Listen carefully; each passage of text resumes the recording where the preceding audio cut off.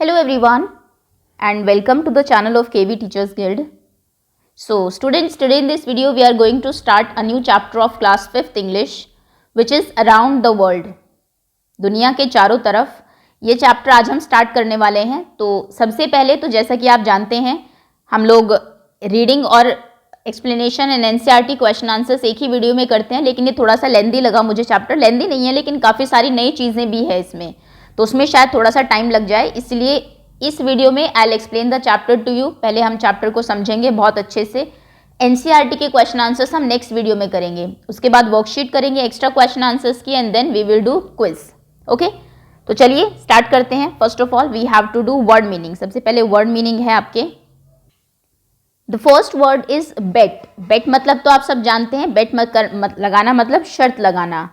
Next is companion. Companion होते हैं आपके साथ, साथी जो आपके साथ जा रहे हैं किसी काम में। Next is steamed. स्टीम मतलब वैसे तो बॉयल होना होता है, लेकिन यहाँ पर जो स्टीम का मतलब है एज अ वर्ब ये वर्ड यूज हुआ है, उसका मतलब है पास होना, यहाँ से गुजरते हुए जाना। Next is canyons. कैनियंस होती हैं आपकी घंटियाँ। Next is tunnels. टनल्स है सुरंग, अंडरग्राउंड पैसेजेस जो होते हैं जिनके नीचे से जैसे ऊपर कुछ है, सपोज करिए कि पहाड़ है और उसके ऊपर से ट्रेन नहीं जा सकती तो खोद के एक टनल बना दी जाती है, सुरंग बना दी जाती है जिसके अंदर से ट्रेन जाती है। Next is processions. प्रोसेशन मतलब होते हैं बहुत लोग इकट्ठा होकर जब कुछ जुलूस निकालते हैं। स्टीप। स्टीप मतलब बहुत तेज ढाल। श्रिल। श्रिल मतलब होता है बहुत ही कानों को बिल्कुल जो अच्छी नहीं लगती, कर्कश आवाज।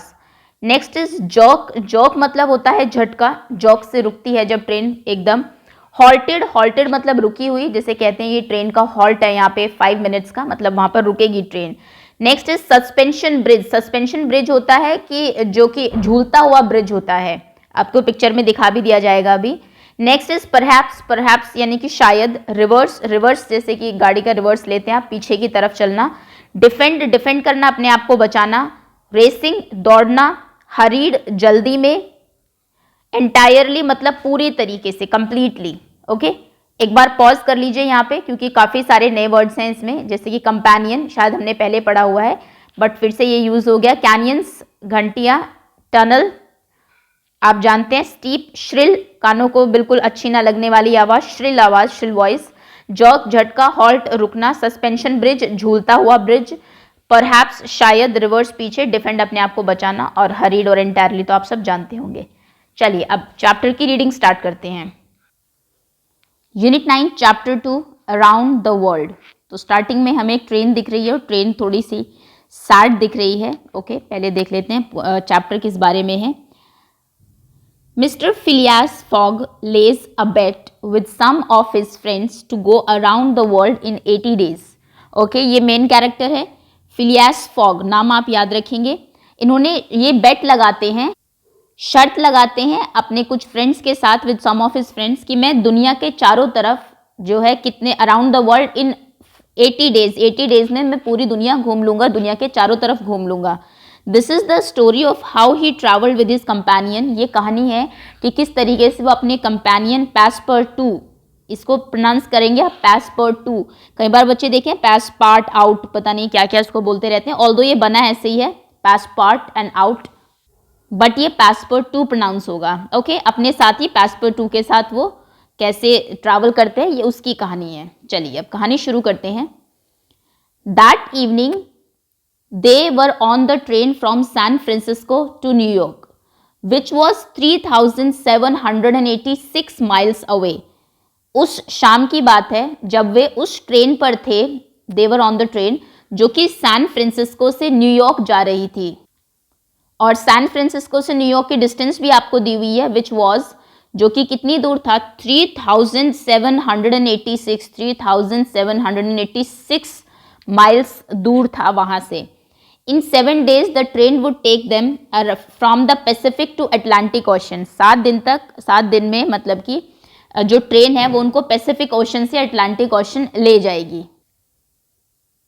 The train steamed through California at full speed. Train steam करती है, स्ट्रीम करना मैंने बताया था आपको कि गुजरना, गुजरती है कैलिफोर्निया से पूरी स्पीड में। It crossed steep mountain slopes. ये बहुत ही ज़्यादा स्टीप मतलब ढलान वाले जो माउंटेन्स थे जिनका स्लोप बहुत ज़्यादा स्टीप था, उन पे से भी उसने क्रॉस कर लिया, वो भी डीप कैनियंस, गहरी घाटियां भी क्रॉस कर ली, एंड हेयर रेजिंग कर्व्स, और ऐसे कर्व्स जो कि मतलब रोंगटे खड़े कर देने वाले कर्व्स थे, उनको भी वो क्रॉस कर लेता है, moving through a few tunnels and bridges.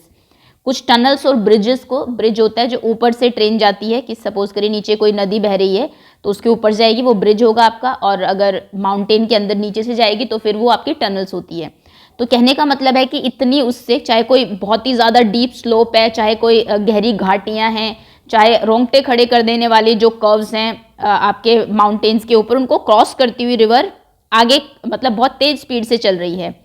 Suddenly the train slowed down, एकदम से ट्रेन स्लो डाउन हो जाती है, धीरे हो जाती है, एज क्योंकि a herd of buffaloes charged across the railway track, एक हर्ड मतलब झुंड था भैंसों का, बफेलोज का, जिसने चार्ज कर दिया। चार्ज करना मतलब होता है धावा बोल दिया था, अक्रॉस द रेलवे ट्रैक, वो हो सकता है रेलवे ट्रैक को क्रॉस कर रही हो, तो उसके लिए वो ट्रेन जो है वो थोड़ी सी स्लो डाउन हो जाती है। The train was forced to stop till the procession passed like a great brown river, तो ट्रेन को फोर्सफुली रोकना पड़ा, हैज टू स्टॉप, जब तक कि प्रोसेशन मतलब होता है पूरा जुलूस जो कि भैंसों का था वो पास नहीं हुआ, जैसे कि एक ग्रेट बड़ी सी कोई ब्राउन कलर की रिवर जा रही हो, जैसे नदी जा रही हो, इतना बड़ा भैंसों का वो झुंड था, उसके लिए ट्रेन को रोकना पड़ा। The herd took a full 3 hours to cross the track, oh God, यानी कि बहुत सारी ही भैंसें थी, क्योंकि भैंसों को गुजरने में ट्रैक से 3 घंटे लग जाते हैं। Night had fallen by the time the train could move, जब तक ट्रेन चलती तब तक नाइट हैड फॉलन यानी कि रात हो गई थी तब तक, जब तक कि ट्रेन का चलने का टाइम हुआ था। अगेन दोबारा से जब ट्रेन चलती, ये देखिए, ओके आगे कुछ और होने वाला लग रहा है, पुल कहीं से टूटा हुआ, ये तो भैंसों का झुंड जा रहा है आपको इस पिक्चर में जो दिखाया हुआ है।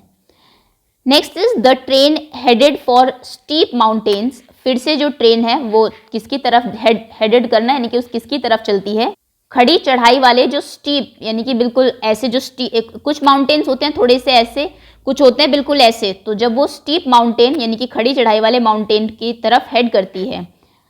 This was the most difficult part of the journey, ये सबसे मुश्किल पार्ट था जर्नी का, विद इट्स वाइंडिंग रोड्स, क्योंकि रोड्स जो थी देवर वाइंडिंग विंडिंग, जैसे भी आप प्रोनाउंस करो, वो बहुत घुमावदार रोड थी। आपने देखा होगा पहाड़ों के ऊपर जो ऐसे पहाड़ होते हैं सीधे ऐसे तो कोई आदमी चढ़ नहीं सकता, तो घुमा घुमा के रास्ते बनाए होते हैं। ओके, तो घुमावदार थी बहुत ज़्यादा रोड्स जो थी। They pass the highest point of their journey, वो अपनी जर्नी का सबसे हाइएस्ट पॉइंट जो है उसको भी पार कर लेते हैं। हाईएस्ट पॉइंट कितना था, 7524 feet above the sea level, समुद्र के लेवल से 7524 7524 फीट ऊपर, जो यहाँ तक भी उनकी ट्रेन चली जाती है। इन अ फ्यू आवर्स, कुछ घंटे में, they would be out of the Rocky mountains, कुछ घंटों में वो रॉकी माउंटेन से बाहर निकल जाएंगे, मतलब माउंटेन को क्रॉस कर लेंगे जिसकी ये बात हो रही है। Okay, after the passengers had taken their breakfast, passengers अपना ब्रेकफास्ट जब तक लेते हैं करते हैं, the train gave a shrill whistle, train जो है वो एक श्रिल कर्कश विसल सुनाई देती है उसकी जोर से, and brake with a jerk, और एक जर्क से, एक झटके से ब्रेक लगता है उसमें, and came to a halt, और ट्रेन जो है वो हॉल्ट यानी कि रुक जाती है वहां पर। पैसपोर्टू अ फ्रेंच पैसेंजर, पैसपोर्टू की हम बात कर चुके हैं, ये उनके कंपेनियन थे जो पर्सन ये कहानी बता रहे हैं, एक फ्रेंच पैसेंजर है, फ्रेंच नाम है Passepartout. Went to see what the matter was, वो देखने के लिए जाते हैं कि क्या मैटर है, मतलब कि क्या हुआ, क्यों रुक गई है train. There was nothing to be seen, लेकिन देखने लायक कुछ है ही नहीं, कुछ भी नहीं था। The train had halted in the middle of nowhere, in the middle of nowhere, middle of nowhere का मतलब होता है बिल्कुल सुनसान जगह, जैसे कि आप कहते हैं ना कई बार कि मैं कहीं जा रहा था और I struck in the middle of nowhere, मतलब कुछ वहाँ पे दिखाई नहीं दे रहा आपको, बिल्कुल सुनसान जगह। ट्रेन ऐसी जगह पे रुक जाती है जहाँ पर कुछ भी नहीं था, बिल्कुल शांत था। There was no station in sight, उनको कहीं स्टेशन भी नहीं दिखाई दिया कि ट्रेन क्यों रुकी, उसका रीज़न क्या है। He heard a signal man से, तभी उसको एक सिग्नल मैन की आवाज़ सुनाई देती है जो कि ये कह रहा है the train can't go on, train अब आगे नहीं जा सकती। The bridge near Medicine Bow wouldn't support the weight, Medicine, एक ब्रिज है मेडिसिन बो, उसके जो वो जो ब्रिज है वो इतना भार को सपोर्ट नहीं कर सकता। It was a suspension bridge. ये जो मेडिसिन बो है ये कैसा ब्रिज था? एक सस्पेंशन ब्रिज था, एक मतलब झूलता हुआ ब्रिज था। And some of its cables were broken, और उसके कुछ केबल्स टूट गए थे, जैसे कि यहाँ पर आपको पिक्चर में दिखाया हुआ है। ये देखिए, ये ब्रिज था और ये कुछ केबल्स हैं जो कि टूटे हुए थे, इसलिए यहाँ पर ट्रेन रुकी हुई है। आगे जाएगी तो फिर हो सकता है पुल टूट जाए और एक्सीडेंट हो जाए, ट्रेन हो सकता है नीचे ही गिर जाए। ये किसी वाटर बॉडी के ऊपर या फिर किसी उसके ऊपर ये ब्रिज बना हुआ था। ओके, तो ट्रेन इसलिए रुकी। चलिए रीजन पता लगा। The driver of the train said, driver जो है ट्रेन का वो कहता है, perhaps there is a chance of getting across the bridge by letting the train processed at maximum speed. हो सकता है कि एक चांस हो कि हम जो ब्रिज है उसको क्रॉस कर ले।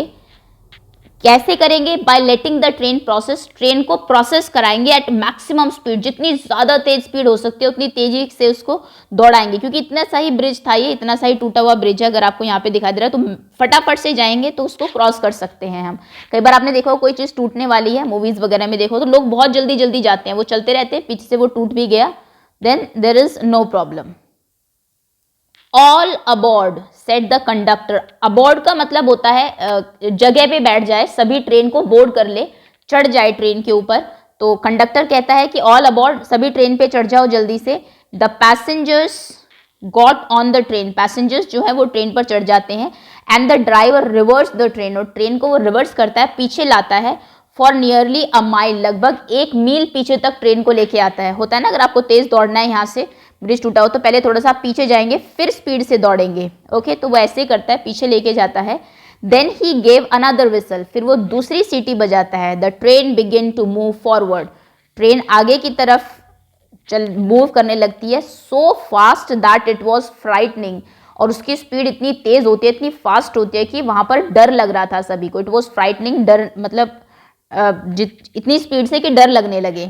The passengers had the feeling that the train was not resting on the track but was floating through air.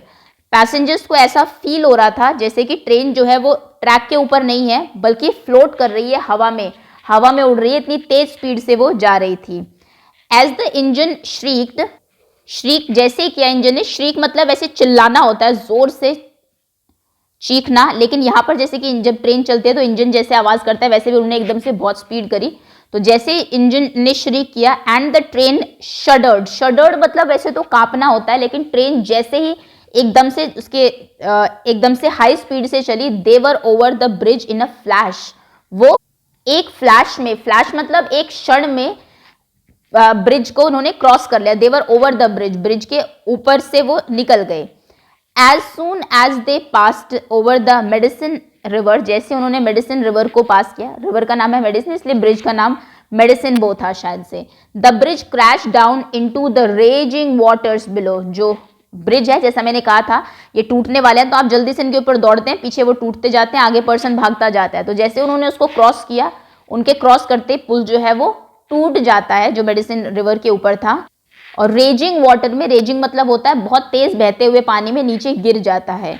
The train continued its course that evening without interruption, और train ने जो course था उसका जो रास्ता था उस पर कंटिन्यू किया उस शाम को, फिर बाद में कोई इंटरप्शन, कोई बाधा नहीं आई। 2 आ चुकी है ऑलरेडी, एक भैंसों की वजह से और एक पुल की वजह से।